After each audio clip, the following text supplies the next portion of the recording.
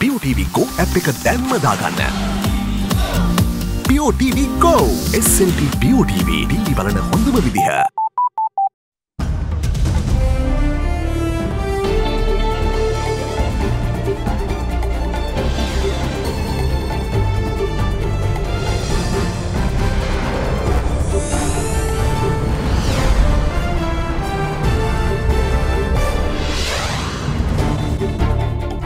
Tonight, leave us alone.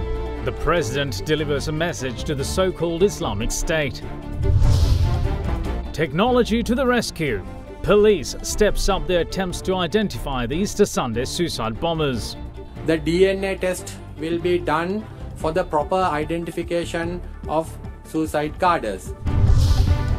Muted May Day. Political parties mark the Workers' Day in scaled-down fashion. Jail awaits. Julian Assange given a 50-week prison term. All that and much more coming up on First at 9 this Wednesday, the 1st of May 2019.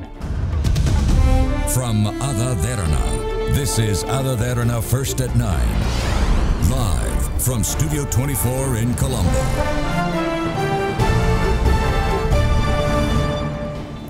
Good evening and welcome to First at 9. I'm Miguel.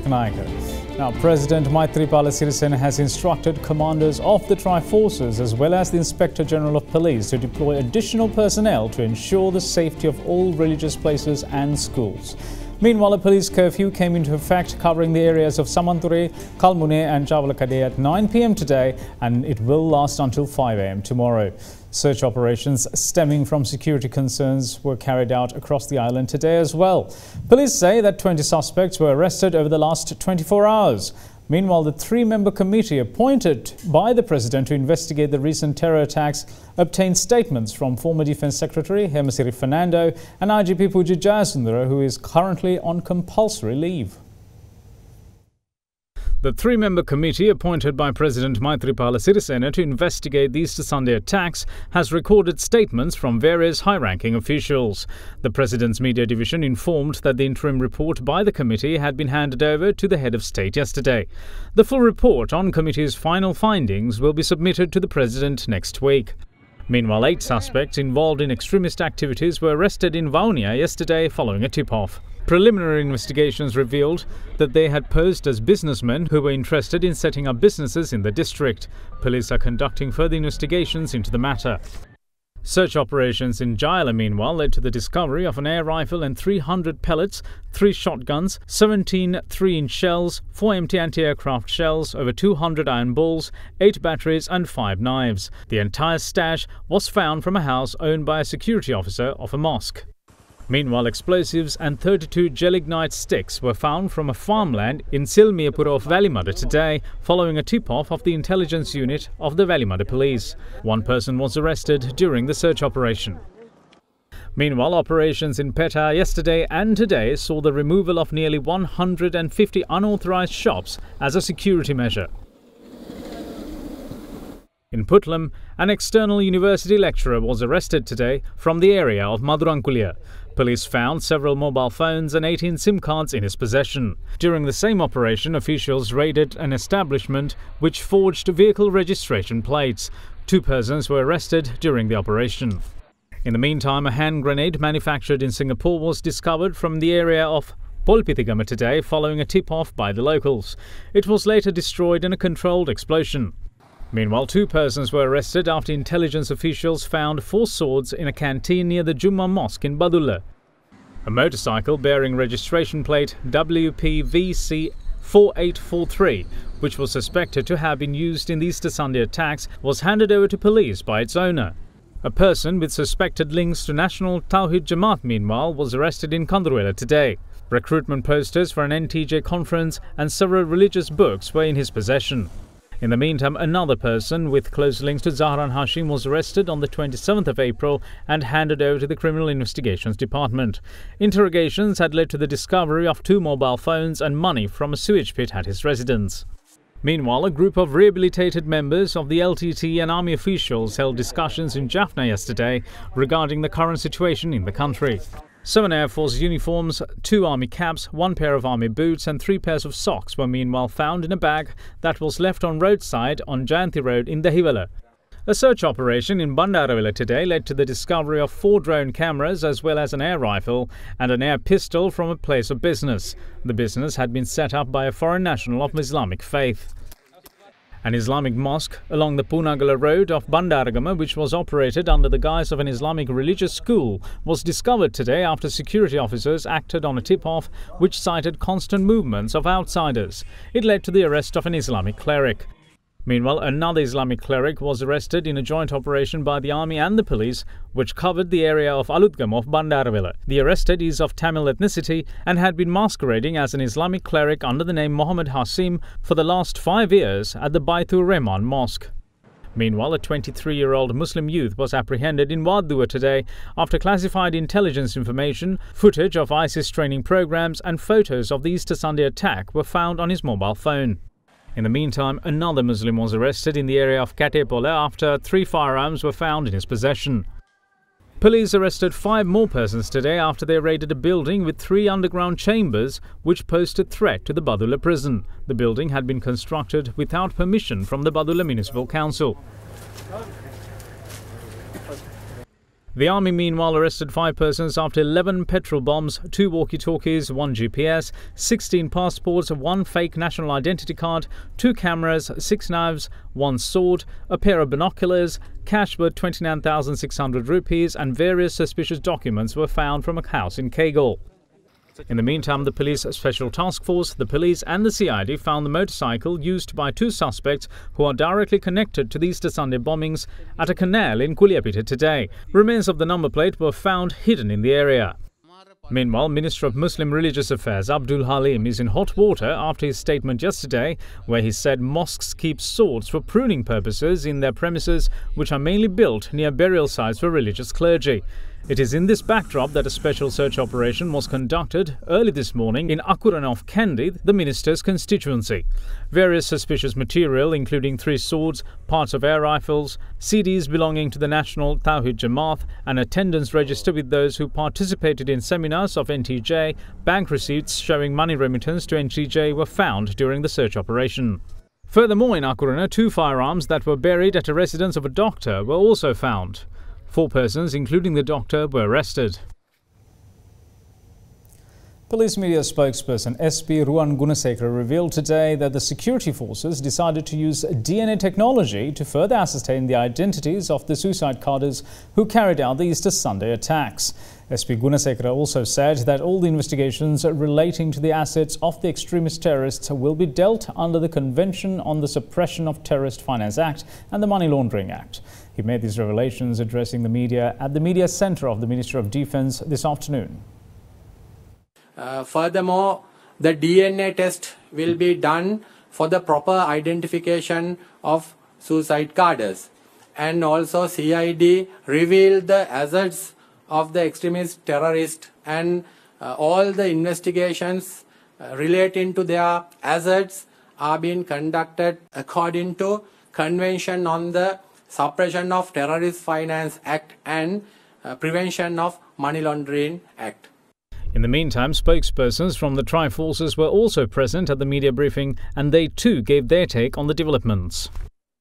During the past 24 hours, the Navy carried out multiple search raids across the country and could apprehend many items along with suspects. During a search operation in Kalpitia, the Navy could apprehend 5 shotguns along with 59 ammunition and 5 suspects. As well as in Galle area, we apprehend 1 suspect for keeping some videos which spreads extremism. So this is a serious case. When you are fighting against the terrorism, the spreading of extremism is a serious case. The Sri Lanka Air Force continues to conduct coordinated search operations and search and clearance operations as preventive measures to ensure the security of the public and the protection of law and order. The coordinated search operation conducted by Air Force Station Pallavi in cooperation with the Sri Lanka Police and the Sri Lanka Army at Mulachikulam, Kiriyankalli resulted in the arrest of 17 suspects. Throughout the island, during the last 24 hours, quite a number of searches have been conducted by the Army and detection of war-like equipments and explosives have been made. Special arrests have been made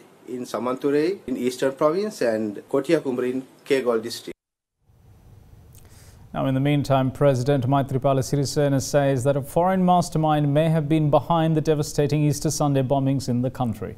Speaking to British news organisation Sky News today, the head of state urged the so-called Islamic State to leave Sri Lanka alone. He also said that there are clear links between the attackers and the Islamic State. Do you think there could be a foreign mastermind behind this attack? It's not a homegrown plot, but a foreign mastermind directing the plot.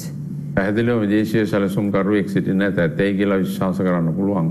මේ තරම් සිදුවීම් වලදී ඔබ සඳහන් කළා වගේම ඔවුන් දුරකථනයෙන් කතා කිරීමත් ඔවුන් පුහුණු වලට යෑම ඔවුන්ගේ නායකයින් නිකුත් කර ඇති ප්‍රකාශ මේ නිසා විදේශ සැලසුම්කරුවෙක් උපදෙස් ලැබෙන්නට ඇති.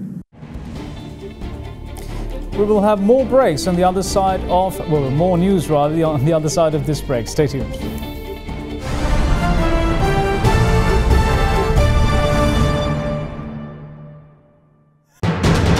You are watching Sri Lanka's #1 news channel. This is AdaDerana 24.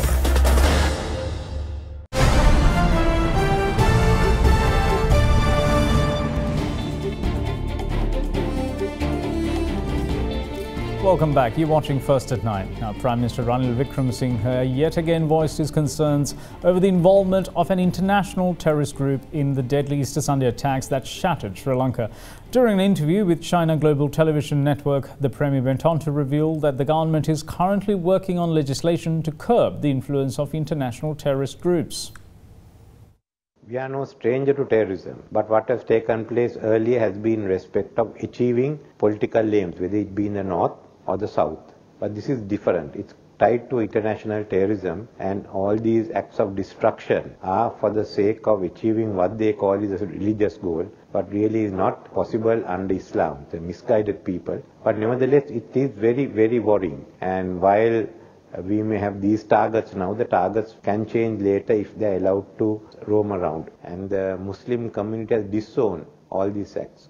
Prime Minister also revealed that the government is currently focused on measures to counter international terrorism. We need measures to deal with international terrorism. We brought in the emergency regulations. We will have to look at the regulations to be dropped and new regulations against the terrorist movements. Some of them have been proscribed, but we are also preparing legislation to deal with the hiatus in our laws of ban or that's of taking action against those who join foreign terrorist movements and take part in activities. Now, United Nations Under-Secretary-General for Alliance of Civilization, Miguel Moratinos, has promised President Maithripala Sirisena a team of counter-terrorism experts to assist Sri Lanka military officers by providing expertise and know-how.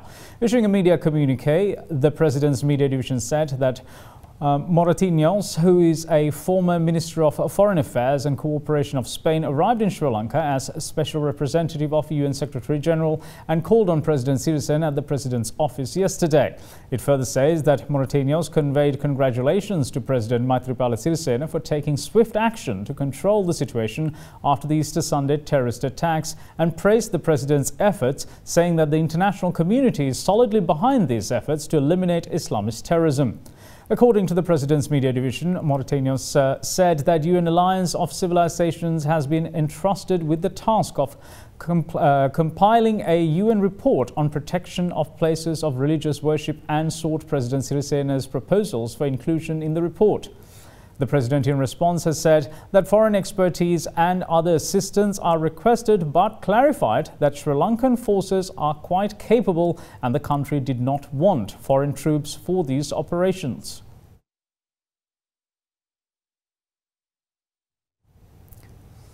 Now, China's official state-run news agency, Xinhua, says that the number of Chinese nationals to have perished in the Easter Sunday bombings have risen to 6. Quoting a statement released by the Chinese embassy in Colombo, the media outlet says that 4 Chinese scientists are among the dead. It said that the 4 Chinese scientists were from Chinese Academy of Science and the First Institute of Oceanography under the Ministry of Natural Resources of China, who arrived in Sri Lanka in mid-April for research purposes. It added that another 5 people from the Chinese Academy of Science were also injured during the explosions, all of whom had gone back to China for further treatment.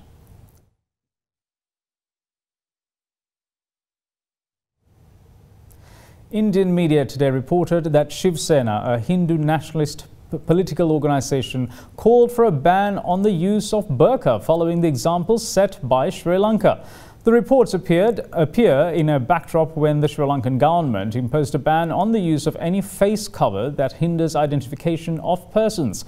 Meanwhile, a suspect was arrested in India yesterday, who was found to have had links with Islamic State and had allegedly planned to carry out suicide attacks in Kerala.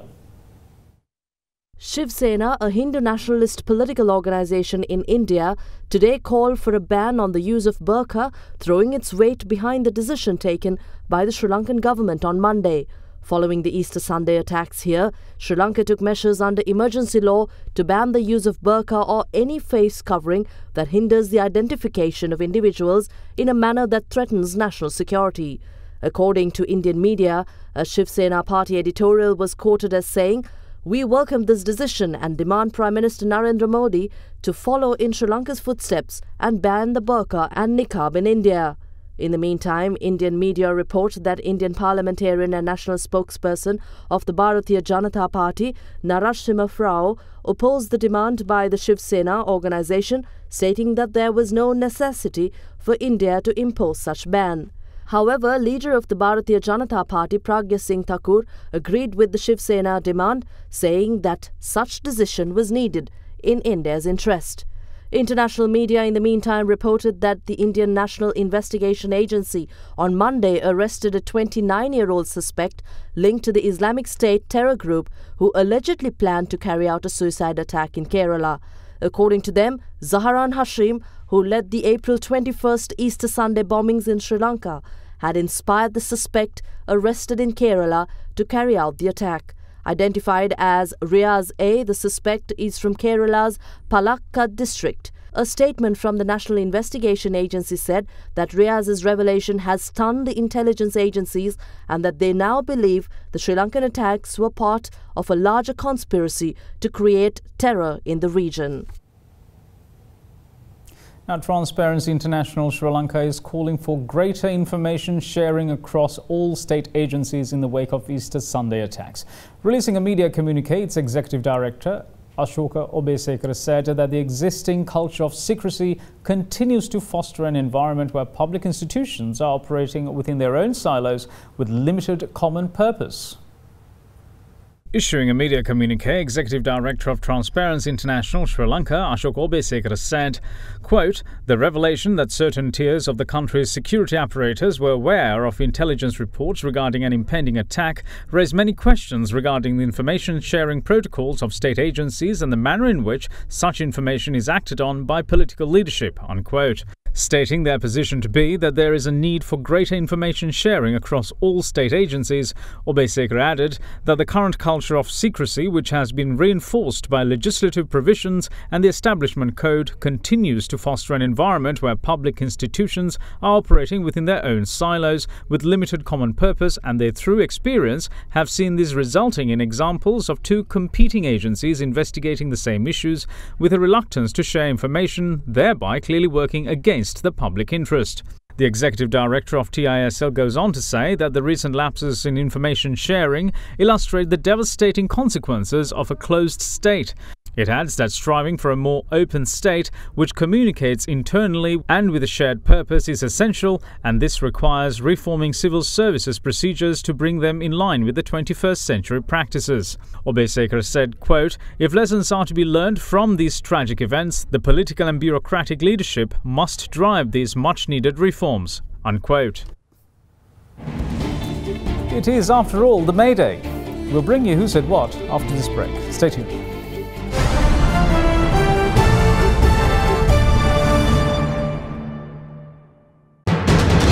You are watching Sri Lanka's #1 news channel.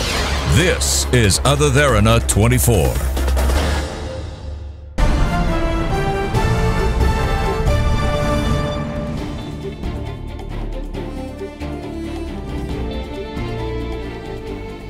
Welcome back. You are watching First at 9. Now, President Maithripala Sirisena says that no sector could prosper and be productive without the help of the working people, and that their contribution is essential when the country strives for prosperity. The head of state made the remark in his message to mark the International Workers' Day today.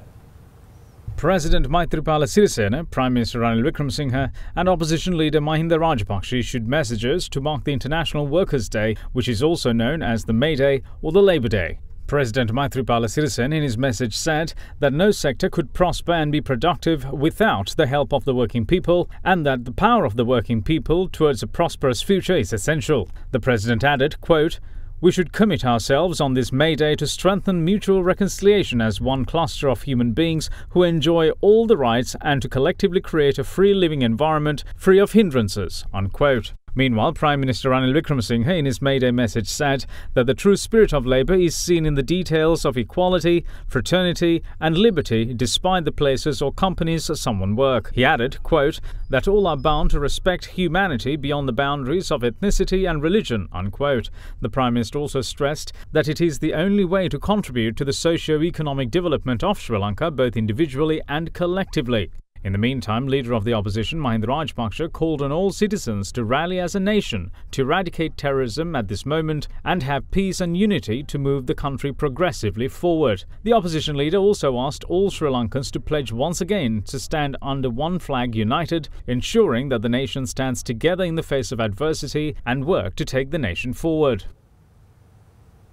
This Workers' Day unfortunately seems to be dominated by the recent attacks. Now, President Maithripala Sirisena says he received the interim report of the commission appointed to investigate attacks in Sri Lanka on Easter Sunday. Accordingly, necessary measures will be taken following discussions between the President and the Attorney-General. The President Sirisena said this addressing an event by Sri Lanka Freedom Party to mark May Day. The Sri Lanka Freedom Party's May Day commemoration was held at the Sri Lanka Foundation Institute under the auspices of President Maithripala Sirisena today.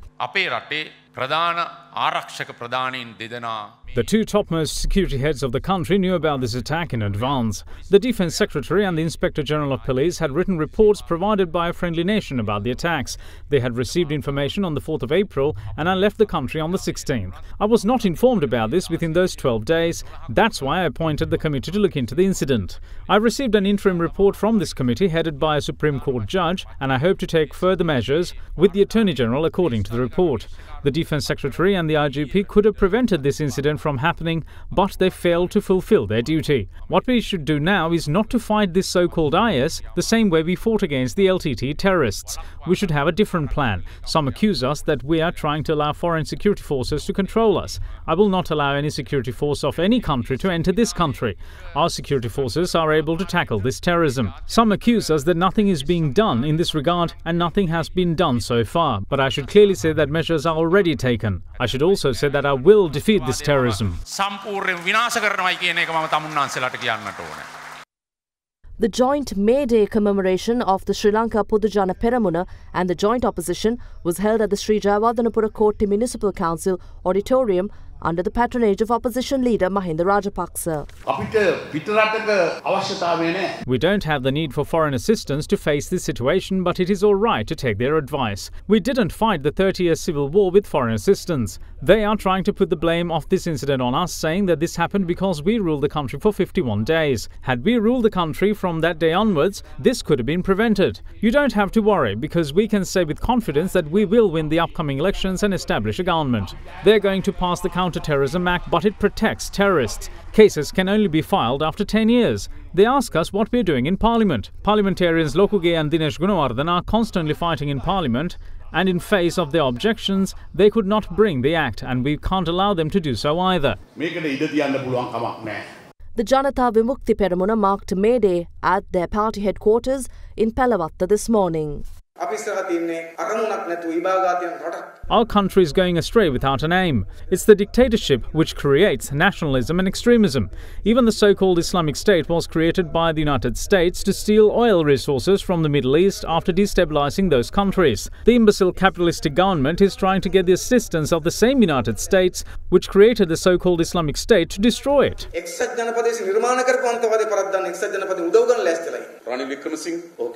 Ranil Wickremesinghe says says that this situation would not have arisen had the Counter-Terrorism Act passed in Parliament. In reality, there is a high possibility of extremism emerging from Muslim society. Therefore, there is a necessity to understand the Muslim society. The failure of this government is depicted through everything that happens in this country on a daily basis. There is a need for change. In the meantime, the Frontline Socialist Party staged a protest in front of the Petar railway station, marking Workers' Day. The government has prohibited rallies on the International Workers' Day. The intention of the government is stopping political activities of the country by spreading fear. We decided to stage this protest against that move by the government. In the meantime, the 26th commemoration of late President Ranasinghe Premadasa was also worked off in Colombo today. Head of State's statue near the Hulsdorf Court Complex.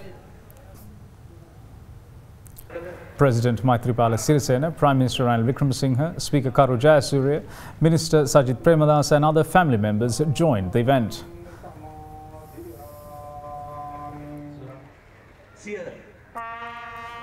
The late president's statue was later garlanded by Mayor of Colombo, Rosie Senanayake. The President, the Prime Minister and members of the Premadasa family also paid their respects.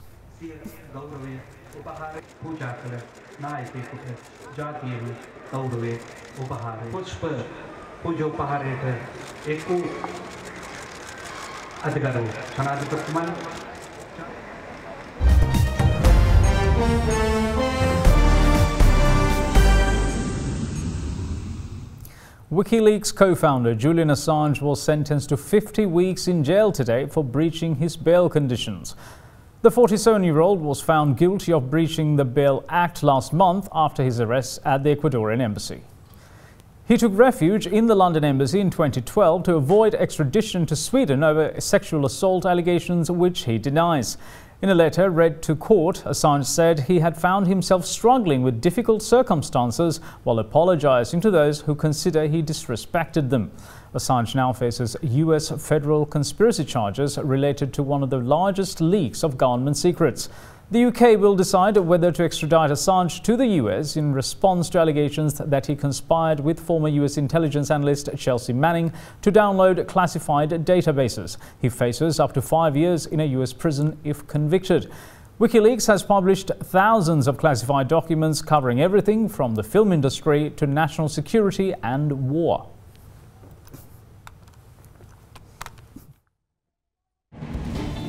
And that's it from all of us here at First at 9. Thanks for watching. Bye-bye.